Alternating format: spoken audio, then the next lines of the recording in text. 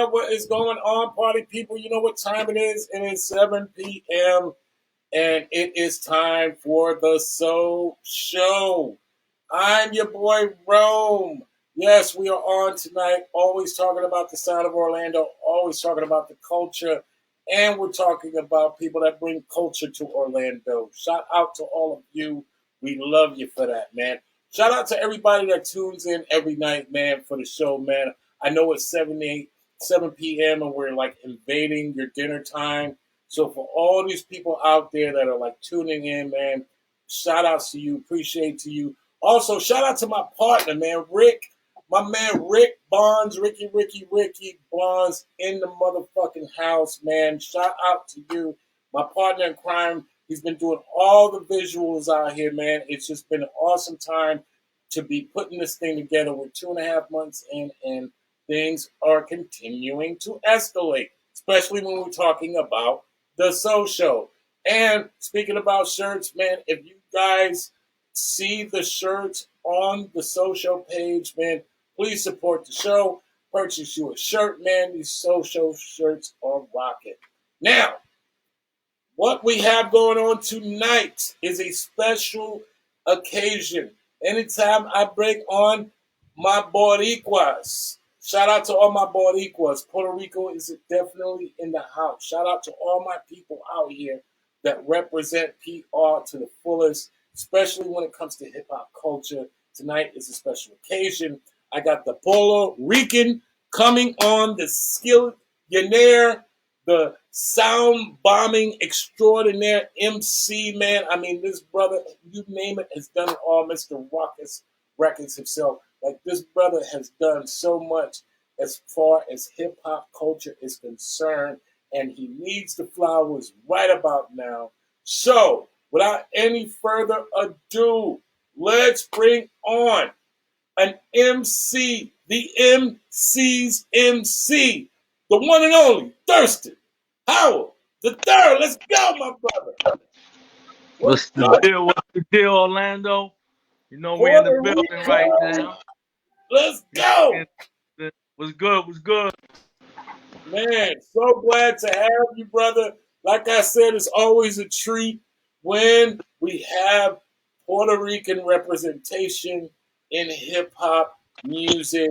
These nights are always one of my favorite nights, man, because we can talk about the contribution that we all bring to the table, bro. You're one of those cats. You're one of those. Man, thanks for having me on the show. You know I'm glad to share the words and the Yeah, story, man. knowledge of the culture and all that. So Yes. that's order. Pass it on and pay it forward. Please believe me, man. That is so important right now for our culture, man. Given all this COVID stuff that's going on, being able to listen to the stories directly from the people and getting insight on why it's so important to cherish this thing we call hip hop, man. Because without it, I mean, we'd be some depressed motherfuckers right now, bro. This is our religion, man. This is what guides us right now. You know, especially from the era we grew up in, and you know, being from the Mecca of New York City, it's just my whole life has always been hip hop. So it's my culture, it's my religion, it's my job at this point. You know. Right. Talk about it now. Before we get started into it all, let's take it back. Give the people a sense of how you started out in the game and what was your introduction to hip hop music? Where you from? Well, you know, I was born before hip hop, so I was a chance to absorb everything about it. You know, I was born in Far Rockaway, Queens, so in my early years in the '70s and stuff, I first heard, you know, from my name and things like that, a dude who used to live in my building. But you know, by the time I turned 10 or whatever, I was already fully consumed by hip hop, especially from the fashion standpoint first, you know. I always believed the fashion was the first element. You know, they now including it like the fifth element, but the fashion was there first. People would have the style before they became DJs and rappers and dancers and all that. So, you know, from there I became a graffiti writer, tagging up everything, hitting the trains, bombing and all that, and you know, a break dancer as well. Like break dancing was one of the biggest passions of my life, man. Where I was, you know, a young kid but fully disciplined, man, to practice every day to perfect the moves and do all that. You know, it really consumed my whole being, especially my mentality, man. I couldn't think of anything else. And you know, this is all the 80s and things like that. So I Right. didn't become an MC until later on in like 90, in like 95 and 96. But before I became an MC, I was already a fiend for the music and the lyrics and you know and the music and the beats, and so I followed and studied everybody I even considered to be an MC. So by the time I started MCing, I didn't even know I could MC it. And I was already a beast because I was already trained by everybody I've been listening to since hip hop was as a fiend. You know, I'm the dude who, when I go to sleep at night, I used to play tapes, and my tapes had the automatic auto reverse where it automatically to the other side and back and forth. So, you know, subconsciously, I was listening to hip hop even within my sleep. So Right. it just made Right. me a Talk super about it, man. rhyme. You know the difference between being a fan and a fiend. I was a fiend. Right. Right, bro. And you just described um, half the damn world when you talk about that, because for a lot of us, that was our introduction to just feeling like this was okay. This was, you know, you could be poor as hell, but this is okay. Like this, Yeah. that was the money in our lives, you know, to just be a part of it, to feel it, to be consumed by it. And to your point, It gave us purpose, man. It gave me purpose. right, I'll be honest with you. Even you know, through the poverty, through being poor, through the dysfunctional households and all that.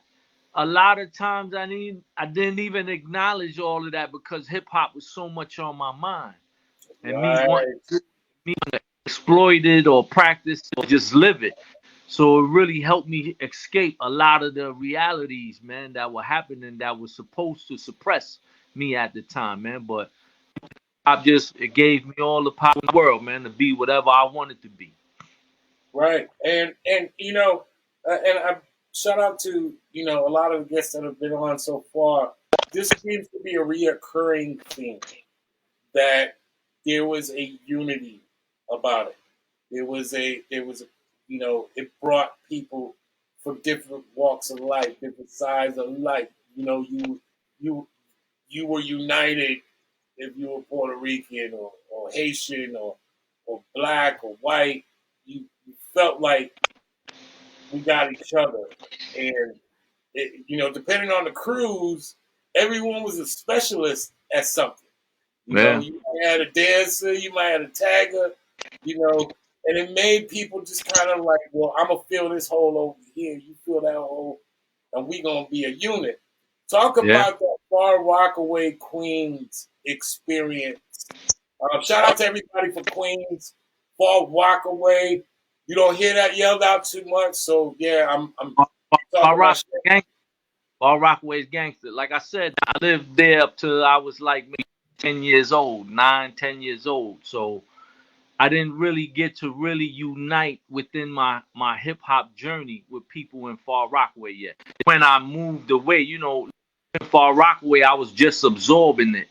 And, you know, I became a graffiti writer at that time, you know, tagging. And even in school, I would do all my work in graffiti, you know.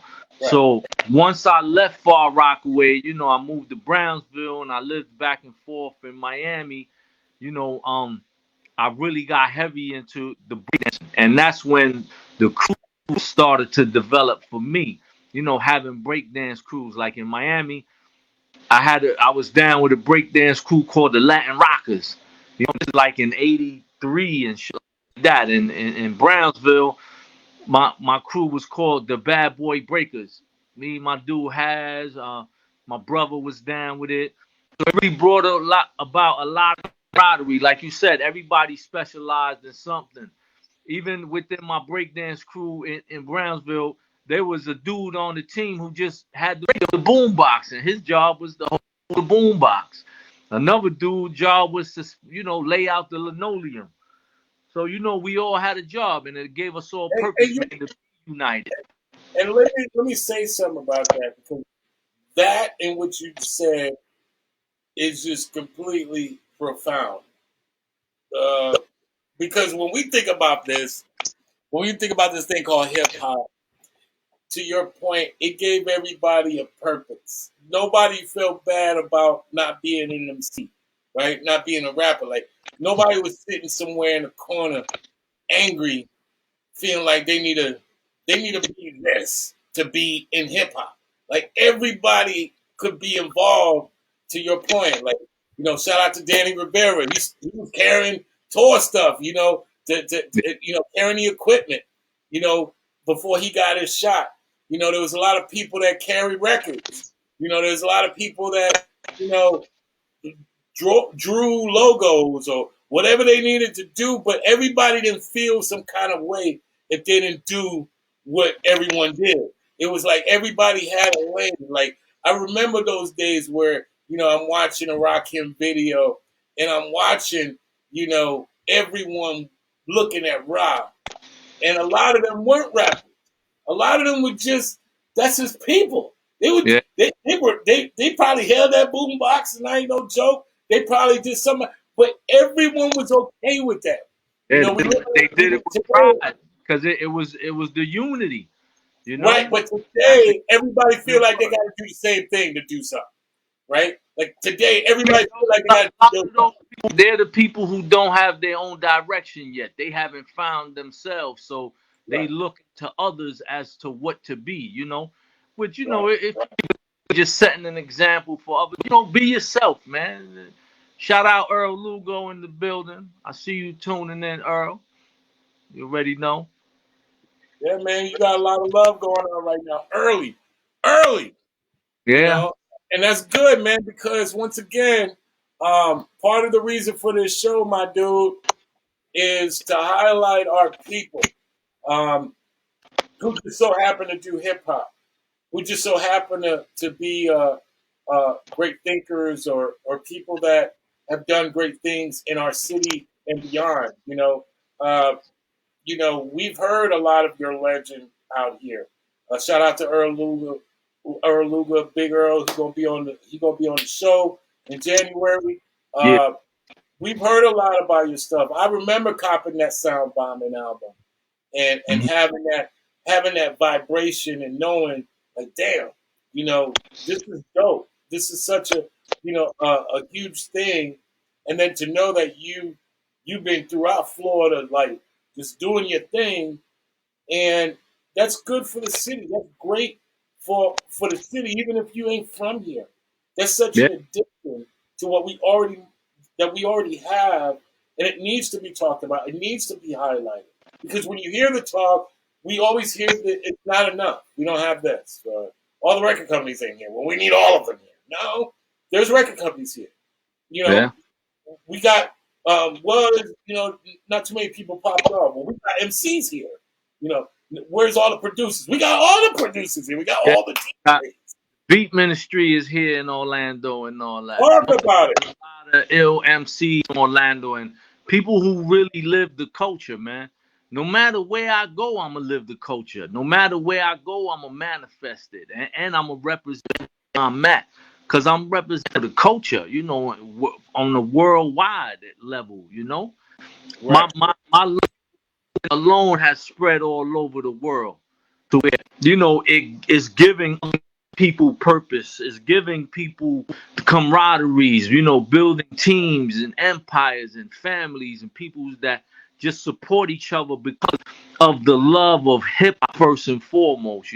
That's what we share, man, in unity. So Right. I feel, and to even be able to do that, and to walk certain with love is there because people respect my work, and everybody just loves to manifest hip hop, man.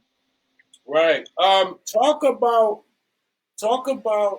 that 90s, because that 90s was what I call the transition, the third transition in hip hop's life. You know, we had the Grandmaster Flashes, we had the Cool ODs, the Busy Bees, and then it transitioned over to Rakims and the Coogee Raps, Golden era. The and gut then from the we had that 90s. well, first and foremost, my favorite era was the Genesis, the beginning, because it was pure, it was uncut, it wasn't so commercialized. Everybody didn't sound alike. You was amazed by everything that came out in the Genesis. You know what I mean? And when it started getting into the golden era, from '88 into the '90s and all that, it definitely went to a whole nother level. And people were inspired by the people from the Genesis. So it was Right. eventually supposed to evolve the way it did, into extremes of lyricisms and productions and, the crazy groups to come out and all that. But the 90s era was beautiful, man, because it really came with the hardcore. The hardcore really came out, the grittiness of the hip hop grime, the Wu Tangs and the MOPs and the Onyx and all of that started to drop within the early '90s, the brand new and all that. So to see that evolve and the influence of the different styles and the different messages that were brought to the table, it was more than anything. In my case, it was massive educational. I learned vocabulary. I learned history. I learned math. I learned all kind of shit just by listening to hip hop. It was teaching me, KRS, Poor Righteous Teachers. There were many lessons I learned that I had no clue about. Right. And I love what you just said right there, man, because growing up in the 80s and being exposed to that Yo TV raps, being exposed to that early hip hop, and listening to the mixtapes, the street tapes, the street MCs, and then that 90s came in, and it was like I thought at that time I completely heard it all. Like if I would have died after I heard "It Takes a Nation of Millions to Hold Me Back," or "Hold Us Back," or "Fear of a Black Planet," or I mean, just you name it. There was so much stuff that was so important, and then that second wave came in, and it was like, oh, what? Yeah. Really? We doing this? We went from here, which was like incredible, to like, oh my God, we're not even Oh, playing no. anymore. And that 90s was so hard. And you were a part of one of the most legendary efforts in hip hop that was part of that transitioning of changing the look or the face of it, meaning, you know, this The idea of the backpack rapper, yeah, right? the You know, called the underground. Like, it's crazy because the whole time I was living hip hop and being into it, I never heard the word underground in hip hop until I heard the word puffy. You know what I mean? right. It's just it's the truth. I never heard of an underground existence in hip hop, up and coming and things like that. But there was never an underground scene, and I feel blessed that I was able to be a part of that revolution. It was also the birth of independent artists, being Right. underground and doing your own whatever. Because when I came to Right. school, I ain't care what nobody wanted me to do. I'm a rap. If I want to rap, I'm gonna put it down the way I put it down. And Right.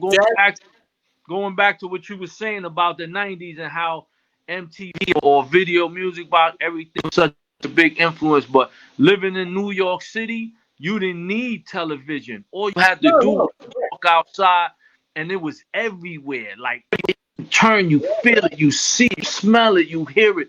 In New York, you ride the train, you see the graffiti. So the culture was just in your face blatantly, and Right. to have it that was the most powerful experience in my terms, because being Right. from the Mecca and absorbing it all, being in the club where Big Daddy Kane is right there. They in the club hanging out, not there to perform. Walking through, seeing Rakim on the Deuce, walking through and things like that. So just that was a blessing for me, man. And Man, let me tell you how dope that was, because I had the pleasure of going, back and forth to New York a lot. But that first run to New York to connect the sound, and seeing how important it was. It's part of the inspiration for this show, because I remember listening to Boogie Down Productions in the Bronx, yeah, and how the Bronx connected to that music, yeah, or that was being in Harlem and listening to a Dougie Fresh, or being in Brooklyn and listening to a Special Ed, or yeah, Queens and listening to Mob. You know, all those places, y'all say New York City, but each of those fucking boroughs has its own sound. it was his It, own plan too. They were the different clock words, moves just a borough. little bit different in every borough, and I Yeah, think that is what is so incredibly dope about hip hop, because it allows for these simple adjustments in which, depending on where you're from, that adjustment may move a little bit. But if you're a real hip hop head, you can hear the yeah, differences. It's not yeah, just New York music. It's just yeah. not. It's not New York music. It's not East Coast music. If you listen to it, that shit sounds like it. It's like it could be over here one time, and be over here one time, but it has that personality to it that's so Brooklyn, that's Like so like Queens. the Brownsville sound, you could tell how them rappers rap from Brownsville. Right, Niggas getting right, robbed, murdered, kidnapped, and right. it's the aura of the air of the environment that we live in. You know what I mean? That That Long that's Island, that Long you. Island sounded like its own. Shout out to JVC Force. They're coming on in February. Shout out to JV Oh, Force and that's check in. Yeah. Strong Island. Shout out to K Solo. He's coming on too. Yeah, That Strong Island sound, that Staten Island sound. I mean, yeah, all these places. I mean, it was to me the business model of how strong and how dope hip hop could obviously be. yeah. Like given people's ability to want to be original, Excuse me. bless you, salute. Given the people's ability to want to remain and tell their own story, or tell the story of their people, Mm. will be the differences you hear in the sonics and in the delivery and in the studios and in the lingo. Shout out to Jesse Even Jazz. even in Strong the Island, aura, baby. You already know. yeah, in the aura, even in the look, Right. even which sneakers they chose to wear. What train they took to where they were going to the destination. That all that made a big difference. Every train ran through different neighborhoods, so you knew which trains not to get on or how to go around it and all that, depending on what borough or what part that train went through. That is what helped, characterize all us New Yorkers from different places. Like I'm from Brownsville, I'm from Brooklyn. We go everywhere, but everybody don't come to Brownsville. You know what I mean? That's people who live hip hop and people who don't. It just was a different energy and a different aura and a whole different animal. The same goes for the Bronx. The places in the Bronx, you don't want to go there. I lived in the Bronx for a minute where it's obvious to the eye I'm a straight Brooklyn dude, and I'm walking past every day that see me. You know, I hear the whispers like, see this Brooklyn dude walking through here, like, you know, like it's sweet. And like, but it's obvious to the eye I'm a Brooklyn dude. You can feel the Brooklyn energy. You know what I mean? So that's what separates us all, man. But I really learned a lot from all the different dudes in the different borough because I rocked with everybody. You know, I've been in every borough. I hung out and met in every borough with dudes I met, you know, through different journeys and stuff. So I was able to absorb the entire New York field, not just, you know, Brownsville field. I was all over New York, all in all the clubs, and you know, all in Manhattan, all throughout Queens, going to clubs in the Bronx. You know, like how I came up within hip hop. Right, and you know, I love what you're talking about right now and the way you're going about it because that's exactly how it was for me growing up in Orlando, bro. Like here, if you go on that east side, man, it's a whole different vibe. You go south side to Sydney. Shout out to Osceola County. Mr. Jesse Jazz is the mayor of Osceola County. I'm playing, man. And you go to Pine Hill, same vibe. People move different based on their neighborhoods, but those people that were able to kind of connect, all of them, and never feel like their home wasn't every part of that home. That was everything, man, because you know that was the difference between you being everywhere and you not being everywhere. You know, Yeah, and I know that's right, especially as a hip hop person. You know, I mean, you can't be relegated to one fucking spot and expect to do anything in this world, bro. You got to especially go and talk to the people, even if yeah, it's not your hood. yeah, that's right. And you know the other one of the other training grounds for being in New York City and venturing throughout, you know, with dudes from all the boroughs is being on Rikers Island. Rikers Island, me every hardcore criminal from every project and every section of motherfucking New York, man.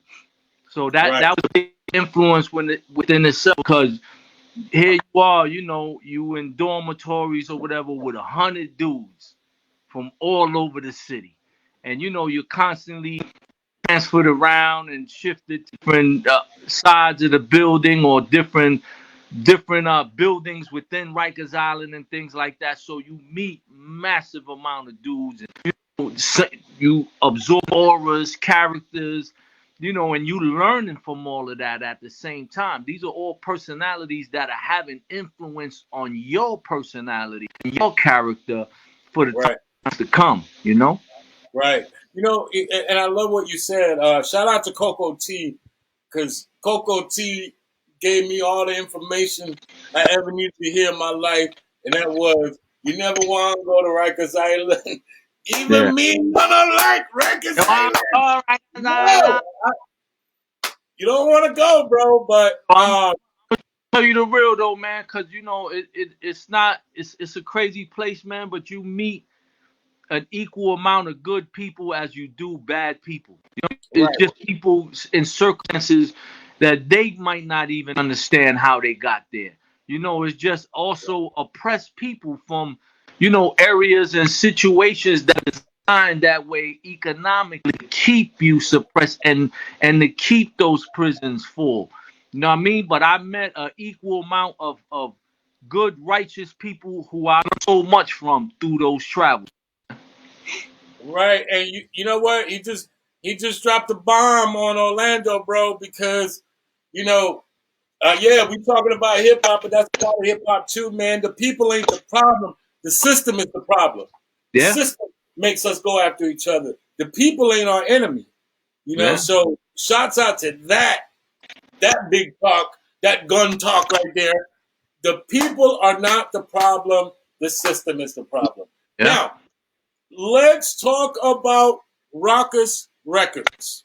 Okay? This is a legendary moment in time. You have to talk about it. yeah, We're talking Mos Def. We're talking Eminem. We're talking yeah. so many people. You know, I, talk about what that was, that moment, and those artists and those people that were were in that bubble with you, if you will. And how did this make you feel as, you know, inspired, motivated, kind of? Did you know how big that moment was, and what were Not at all. you? Not at all. I mean, my whole raucous situation came about when the Lyricist Lounge was recording an album, and they actually do a freestyle on, on the album, and I went down there and I tore it down, and my freestyle session that day turned into a battles in the studio. Cause I'm thirsting. I'm here to battle. I'm here to eat your neck, and I'm here to attack. And that was always my mentality as an MC. Everybody that I came across. So after I did the Lyricist Lounge freestyle, I guess when Brian and Jared heard it up at Raucous Records, they invited me over. I probably had a demo with a couple of songs, but they wanted me to record some fresh new stuff, man. So my girlfriend at the time actually bought me the instrumental that I made my Brooklyn hard rock record to. You know what I mean? Right, So I went in the studio, I recorded that, and I recorded the spit by the B side, and they pressed it up. I didn't know I was gonna make it on the sound bombing too, because that wasn't the plan. The plan was for me to release a single through them. When I right, turned in my single, and all of a sudden, one verse off of the single winds up on the sound bombing album. It was probably like the last song on the first side. And the fact that they played the whole song, so many people were amazed by my verse that I put out. You know what I mean? That it made them hungry to know more about me. So when right, Coming 2 was released, I actually dropped the album of my own at the same time, and I rode the wave of all the promotions they were doing for sound bombing, and I was able to sell my Skillionaire album. I recorded on a 4-track with no sound quality. I barely knew how to use the 4-track, and I didn't even know what a mix was to mix down the song. So, all of that really helped catapult me, quick into a spotlight where, I'm sought after. But being around cats like most Talib, like I got to tour with these brothers, even Rod Digger, Young Z, there were a lot of people, Bahamadia. I got I learned from them as far as stage performances and, and just conducting yourself throughout the business and being a hip hop personality. You know what I right, mean? So, like I said, man, because I was part of an era of evolution when it came to the underground. Without that raucous revolution, I probably would have never had a career as MC. I probably the independent route would have not been what it was, right, or for backpack rappers, or more to say, I would say creative rappers, because majority of the backpackers were just who weren't afraid to go outside the box and do all kind of other styles of music that they were into. right. And I always took the backpack term as a term of endearment, because that was one way to say, well, you guys ain't gonna be like so and so, but you're living your truth. Yep. And for a lot of MCs and for a lot of that raucous movement, that was what it was strictly about, the truth. Yeah. Like it was, everyone was like, to your point, the most devs, the Eminems, the Thirstin Howls, the LPs, Yeah. all of these people were like living their truth on And record. and they all lasted the test of time. Talk about it. Names Talk you about mentioned are still relevant today in the music, in the culture, and still just as skilled as the day they started or the day they were introduced to you. That's one of the it. biggest things. Like, I never had a record deal. I wasn't signed to Raucous. I only did a single deal with them. Right, But that single helped launch me as an independent artist to release albums consistently after that one dropped. right, That's what really helped me maintain my, my test of time, and my perseverance was my consistency. I made sure I dropped an album every year. I Right. always dropped. I never stopped. I never slowed down. I stayed with the crazy lyrics. This for me is a natural thing. I really don't have to apply much effort. This is just me and who I am and how I put it out. The only effort I gotta make is in the packaging. You know what I mean? Right. Right. Well, how did it feel?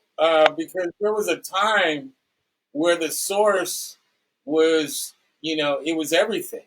Like if you made it to the source, it was like that was like you made it in the Bible. Yeah. I remember that That moment in time where it was so important to either get that 5 mic or get that unsigned hype award.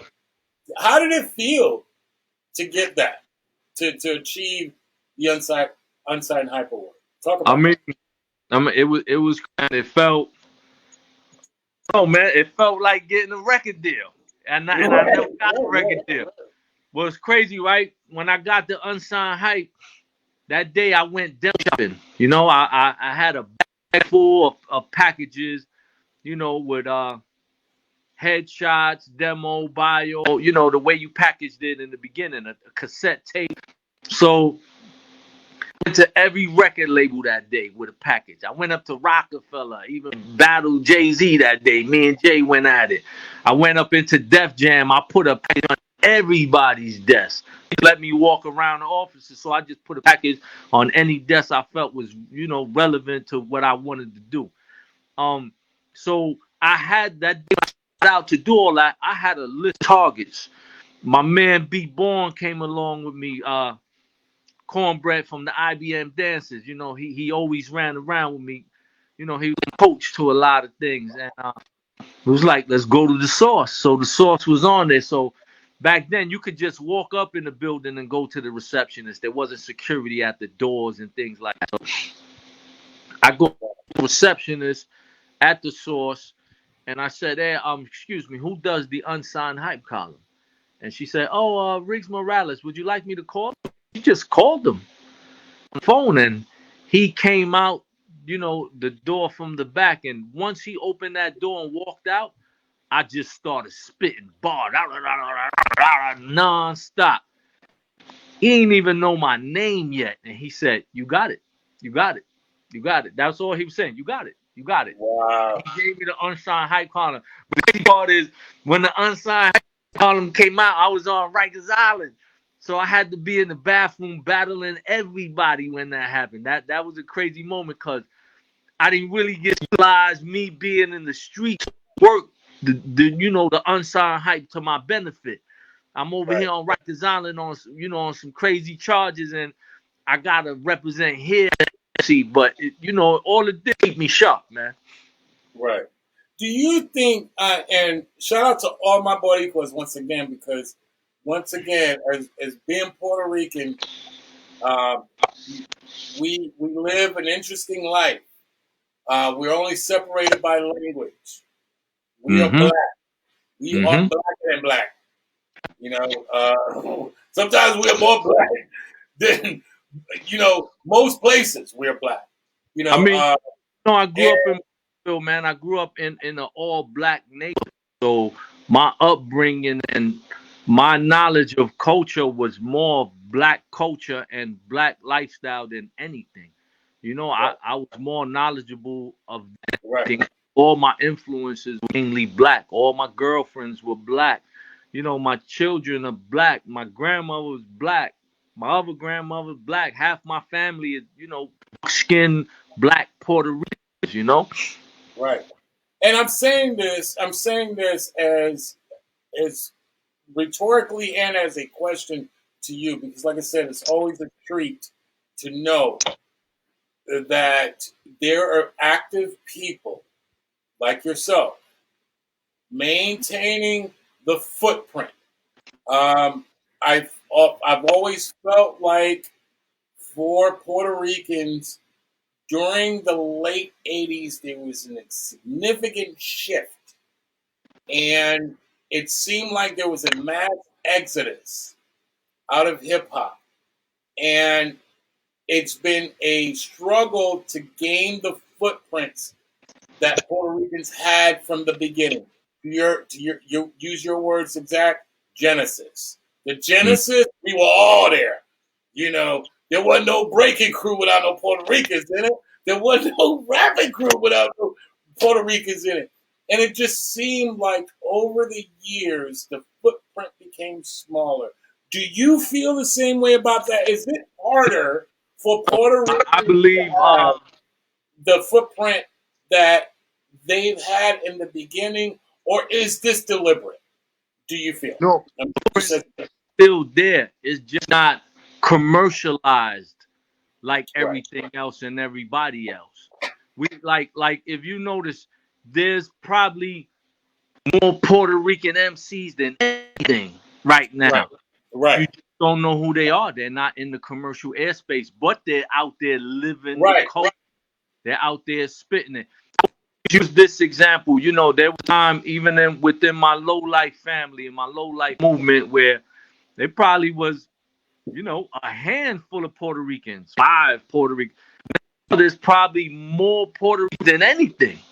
You know what I mean? So the footprints of what Puerto Ricans, have done and what they continue to do is still just not exploited by the mainstream the way others are. You know what I mean? Right. But we are here, and we I still love that laying you're it saying down. that. You know what I mean? I love that you're saying that because for me, and you live long enough, you'll see some shit. Shout out to everybody that's seen some shit in 2020. For me, this year has been a great year of enlightenment for a lot of Puerto Ricans out here. To realize that at the end of the day, you're as African as Africa is. Yes. The only thing that separates you is a language. But if you go to Africa, you will be separated by language there, but it's still Africa. You speak Kenyan, you speak Ethiopian. Everyone's African. So, to me, this has been a great year for insight to realize that, as people of color, we shouldn't be shunning each other or feeling like people's got to be in their own lane. Oh, you reggaeton, or you this, or you that. We started in the beginning. We were there at the very beginning. Shout out to Busy B, who was on the show, man. And I'll never forget what he said. He said, Puerto Ricans have just as much say in hip hop as blacks would have at any time. And I know we're redunding it. We're talking over each other because we're all black, but it's an acknowledgement that sometimes through languages, it seems like we divide easier and we don't come together as easy.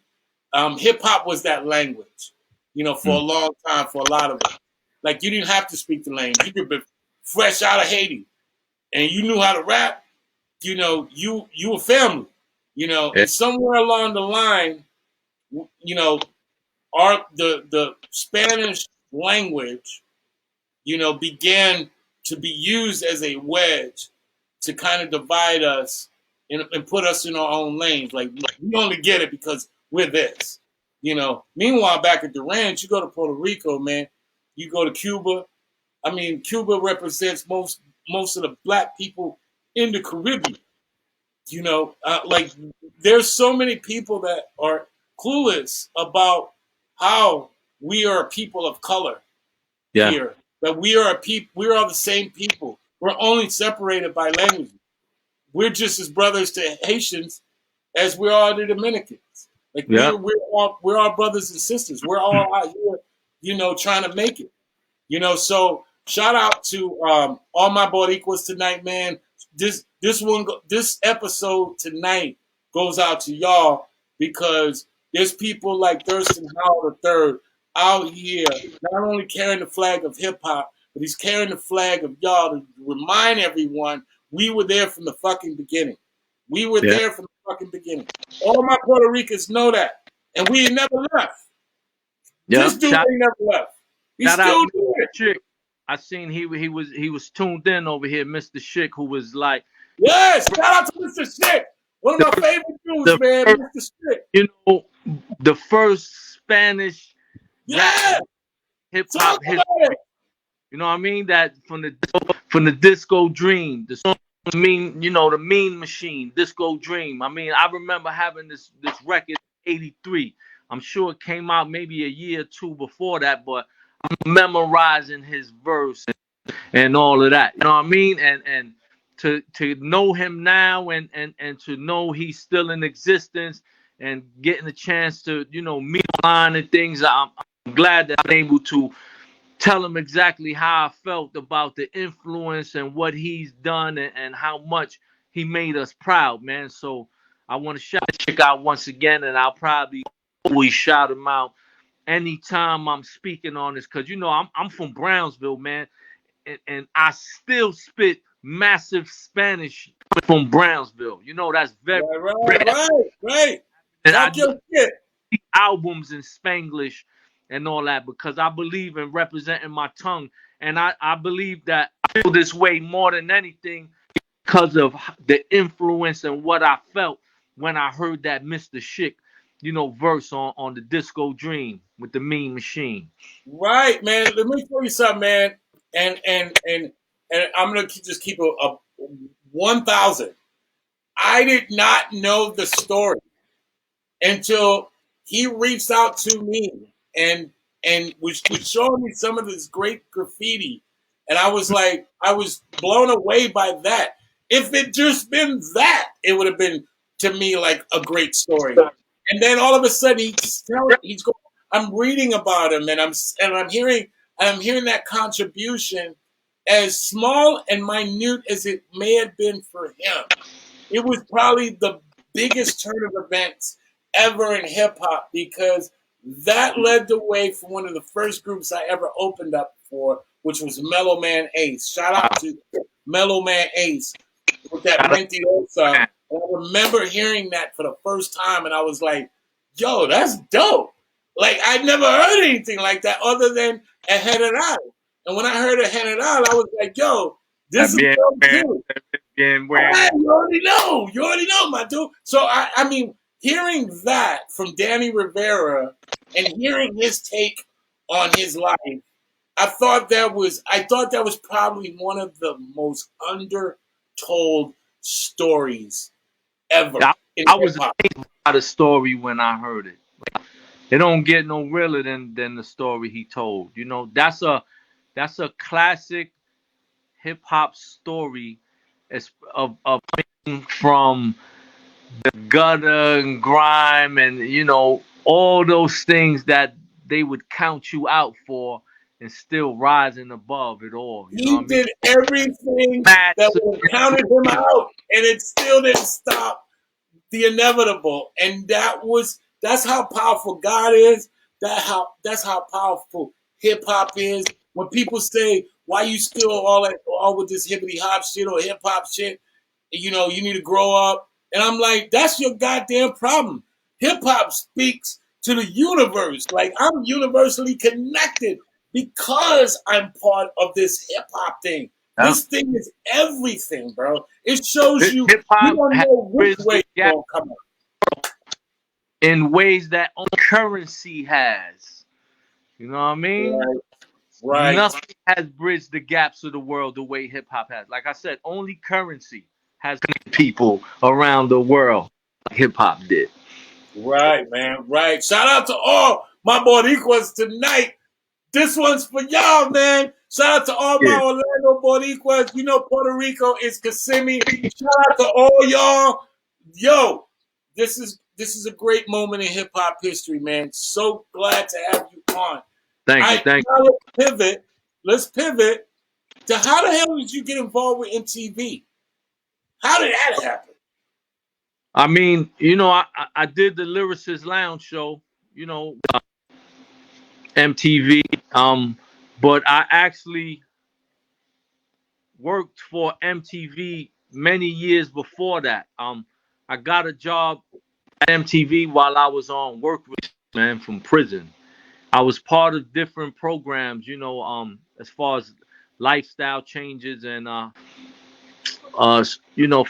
for, social change and things like that. I was part of the American program to which I mandatorily had to take the program, and from there I became a facilitator for the program, and then I became a counselor for incarcerated youth. I became a counselor for group homes and things like that, just from my experience, being locked up, things like that. So a lot of people reached out to me, man, to help my life, man, to help the changes that I so desperately needed, man. And there was one woman from California, Dorothy Thompson. I'll never forget her. She reached out to me because of what she heard about, as far as my involvements in the program, and she offered to help me get into film production.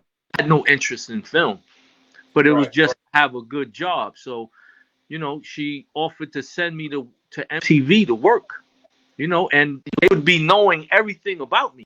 Like, I'm from prison. I'm part of this program that she's trying to help, in New York City, because her program already existed in California. It was called Lights Production Assistant Program, and they helped a lot of ex-cons, ex-gang members, ex-drug addicts. It helped them all turn their lives around by bringing them into the world of film, for whatever position. So Right. I went down there, and I stayed with MTV for a very long time, for many, Right. many years, man. And that's why you see 1,000 videos from Thirstin Howl, because of the education I got working at MTV behind the scenes on massive big productions. I worked on so many big productions and for so many years, and I just learned what to do behind the scenes for like every position you can imagine. I All right, was right, right, right, where, right. Just you know, stop right there. Just stop right there, mano. Just stop right there. Did you hear what this man said, Orlando? Did you hear what this man said?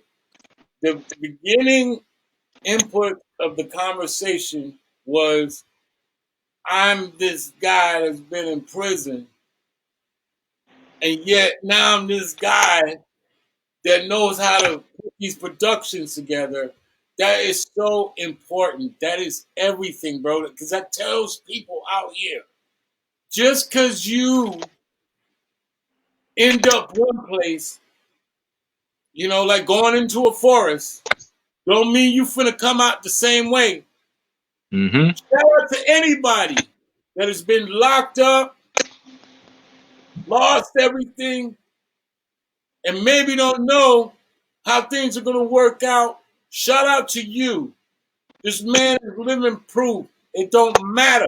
None of that shit matters at the end of the day. It matters whether or not you are prepared and ready. And a lot of times we think we taking punishment, but God is preparing us for our next adventure. And that's what yeah, he did. He prepared you. they say some of the worst things that happen to your life are the best things for it. And I'll be honest, man, without all of, the incarceration and all the problems, that I wouldn't be who I am today. I got majority of my opportunities of what I do in life right now came because I was in prison, because of the people I met throughout the journey, man. I could even say it was probably one of the best things that ever happened to me. I got an education. Right.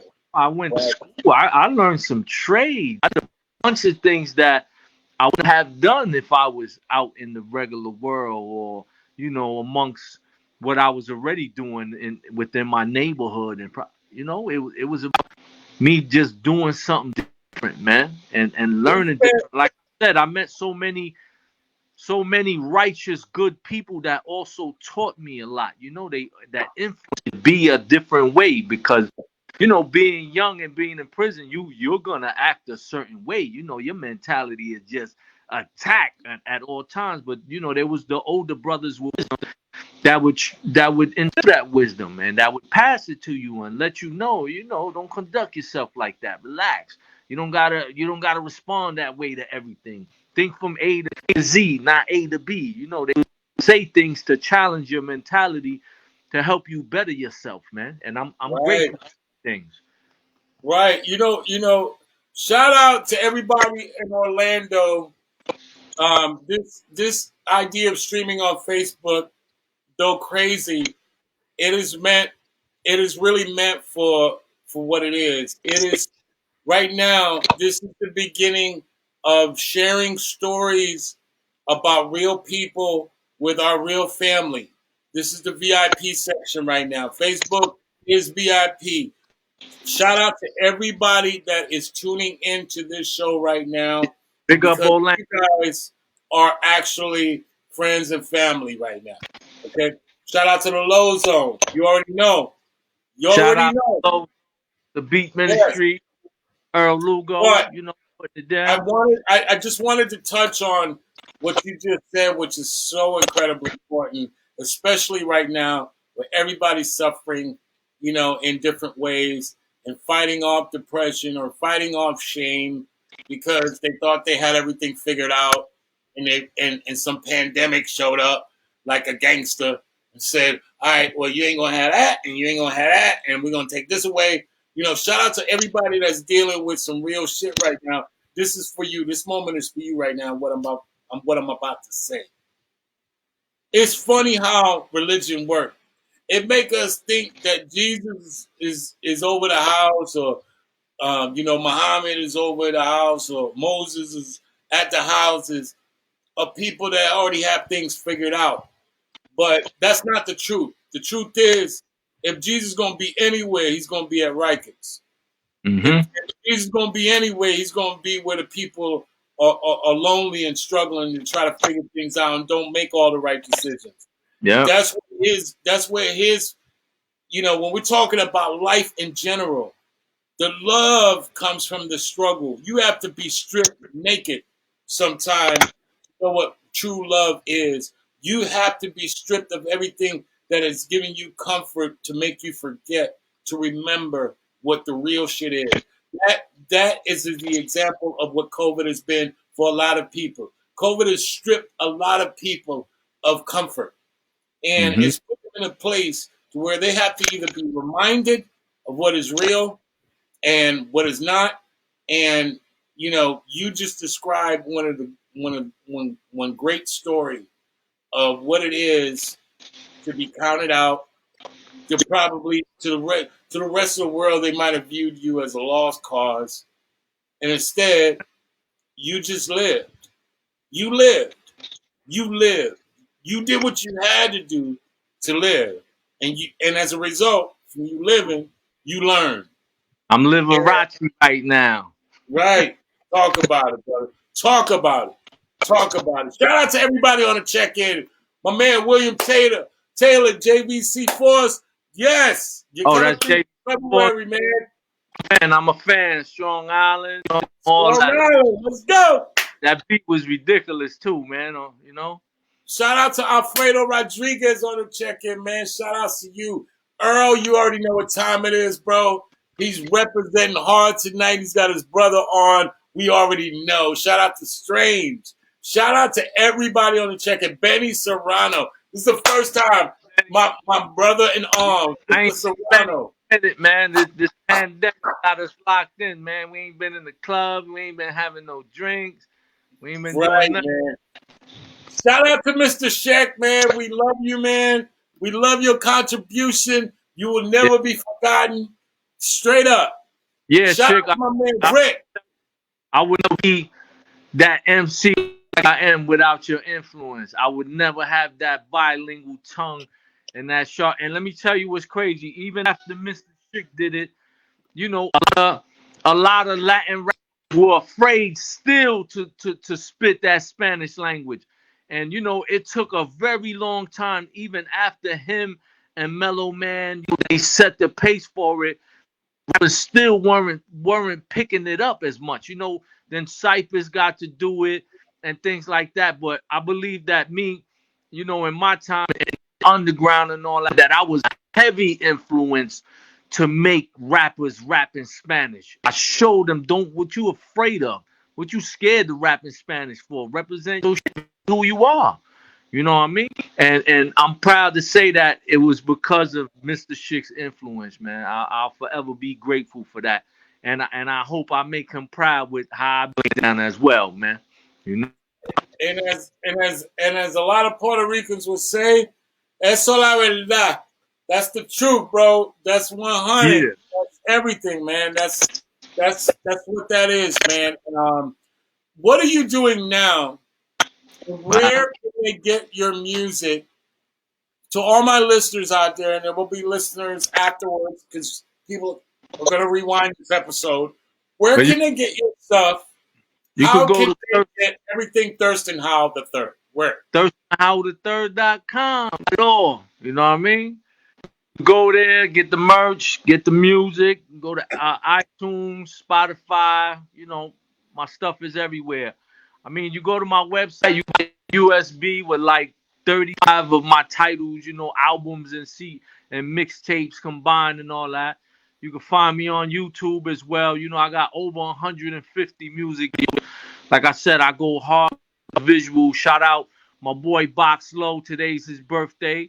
You know what I mean? He's my partner in all the visual stuff we do in the directing, and then he's like, you know, the most graphic genius and the green screen master. I want to shout out Master Fool, my other rhyme partner with today's his birthday also. You know, of a Beck Live, you know, one of the founders. Today's his birthday also. I want to just, you know, send them some motherfucking love right now. Right. Shout out to my man Strange. Shout out to my man Strange. He said some real stuff, man. He said, "Yo, I heard some Puerto Rican rap, Spanish rap, you mean?" And that was insane. I didn't understand a word, but I know the shit was hard. And you're right, Strange. You're right. It don't matter the language. What's most important out of anything else in life you will ever get is the frequency. The frequency in which you speak. It don't matter what you're saying. The frequency, that's everything, man. That's the difference between living and dying sometimes, man. Whatever frequencies you on, expect that to be in return. Shout out to you, Strange. My albums be in Spanglish, so even if you don't speak Spanish, you won't be lost because I intertwine the English so much. And you know, one thing I learned when I started doing Spanish albums and stuff, I did switch lanes or markets. I was able to sell my Spanish albums in the same market I sold the English albums. Because, you know, we underground, we hip hop, and we global. So a lot of these places and countries that bought my music, they didn't even speak Spanish or English. So no matter what I dropped, they was into it. No matter what language, like you said, it was the frequency and the aura of the music that they were into. Right. Shout out to Strange, man. It was his birthday yesterday. Shout out to the old boy hip fam, man. Happy birthday. Strange is one of the biggest supporters for the Soul Show, man. Shout out to you, man. We love you, man. Thank you for supporting. Shout out to Big Earl, man. I can't wait to have him on the show and chop it up with him because I know he's your brother.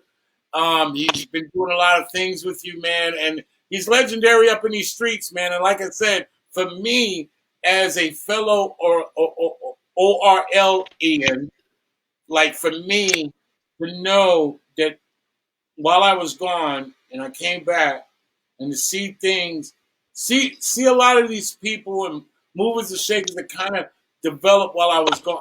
I'm so proud of that. I think that is everything for the city of the O because, and I say the city of the O because for a lot of people that are not from here, and they come through for like 10 seconds, they get their resources. What's up? Give me 1 second. Let me grab my charger before my phone dies. All right? No, you good, brother. You good. Yes. So, shout out to everyone on the check-in, man. We got a great guest tonight, man. Shout out to Jesse Jazz. As always, you're always checking in on the damn show. We love you, brother. Shout out to you. Yes. Like I said, when it comes to the O, a lot of times it seems like people gather their resources and then they bounce. I've lived here most of my life, and it's one of my favorite places in the world, as well as one of the most hated places that I live at sometimes, because with anything in life, you share a yin and a yang. But like I said, to know that I came back, and there's a lot of brothers that have come up and they're doing their thing, and they're out here proposing different business models and thinking in different ways and philosophizing and unifying in totally different ways. I think that is beautiful. I think we need more of it. We need to scale that into some bigger things. And once again, we never met before up until tonight, but I know you're a legend. I'm proud of that. You're to me, you're just as much a part of the sound of Orlando as anyone from here, bro. So I'm giving you your flowers while you're here, bro. This is everything to us in the city, bro. We need more people like you willing to do what they gotta do and are not shamed by their age or not shamed by money, not shamed by none of the bullshit, but are actually doing it because they love fucking doing it. And kudos to you, bro, because that is everything. That is everything, bro. And that's what all the money's at. I'm keeping it. That's what I'm here for, you know? Yes, sir.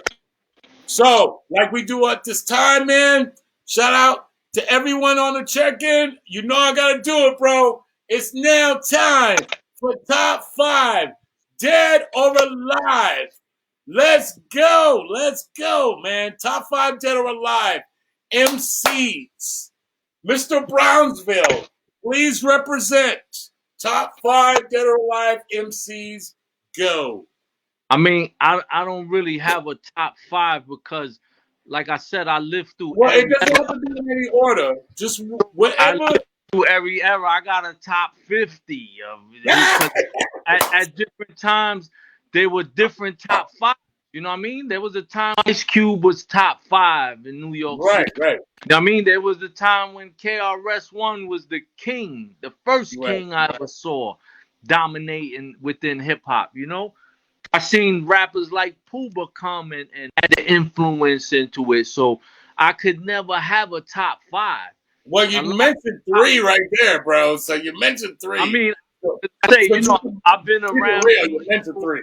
Even Jay-Z, Big Daddy Kane, you know, the Cool G raps. Like there's so many, man. The CL Smooths. You know, I always looked at the rappers who was super original, never could be emulated, like Wise Intelligence, you know what I mean? And there's just too many, man. There's just too many. Shout out to Wise Intelligence. You don't hear his name brought up enough, but Wise Intelligent was fucking intelligent.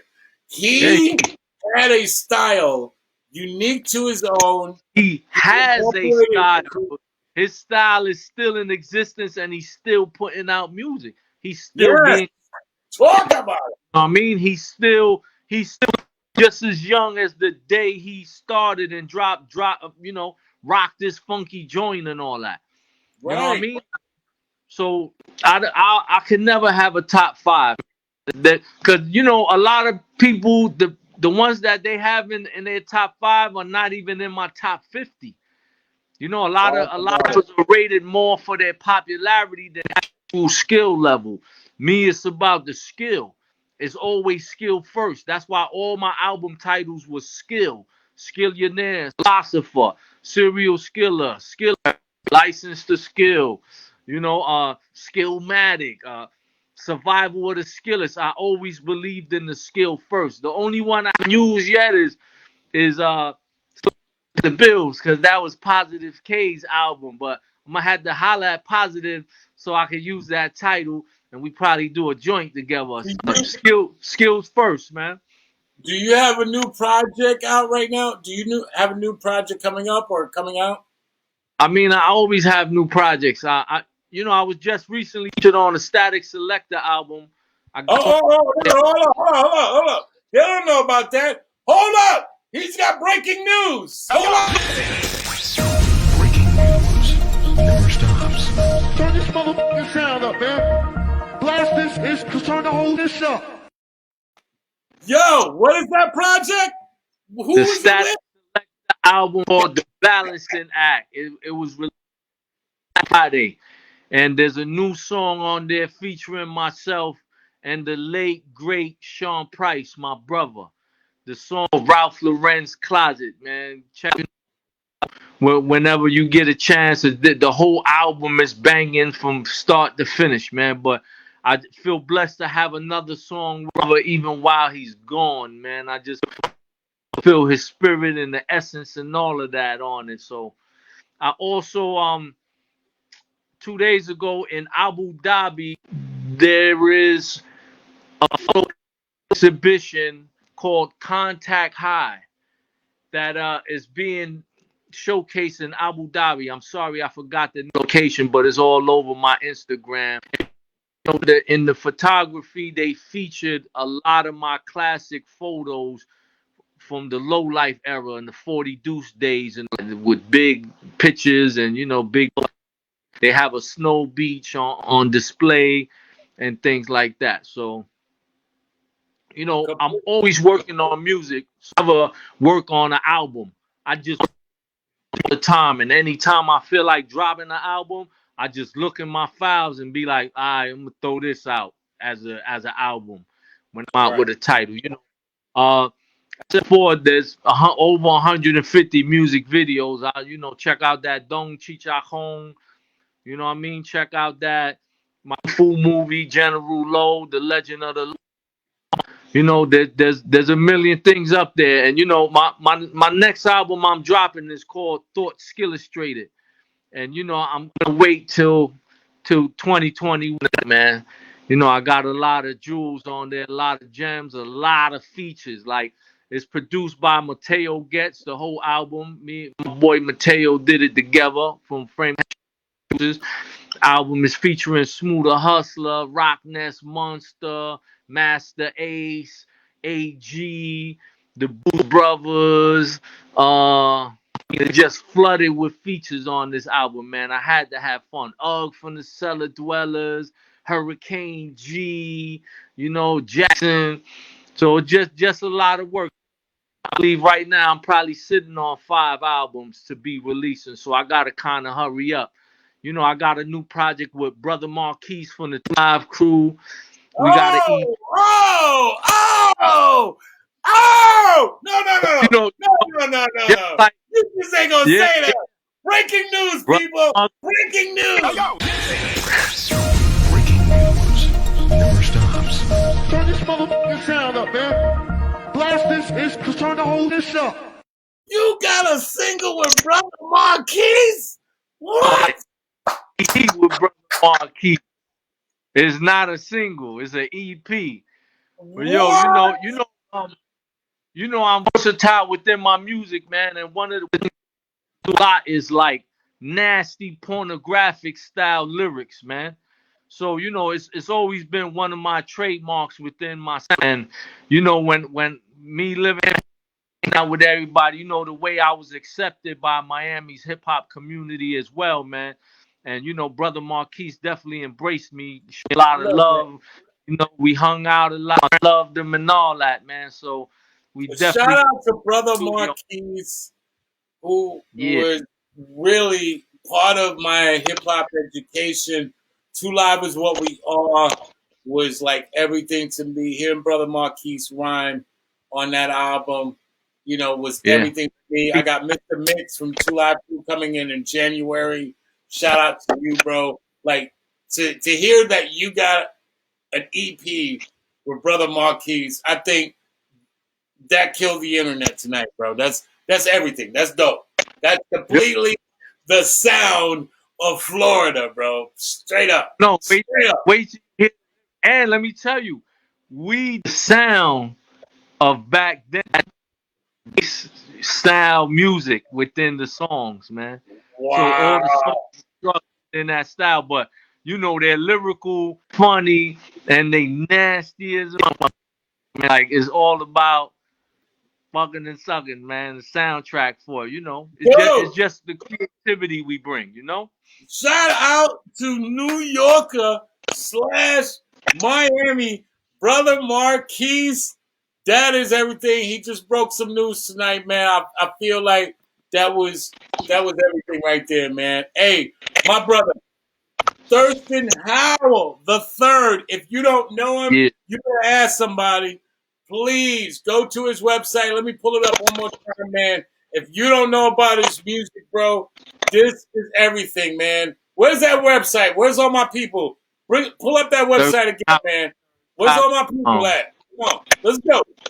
Let's pull up that website so we can get him going right now, man. Go to his website, support this brother. This is everything right now in music, man. Let's go.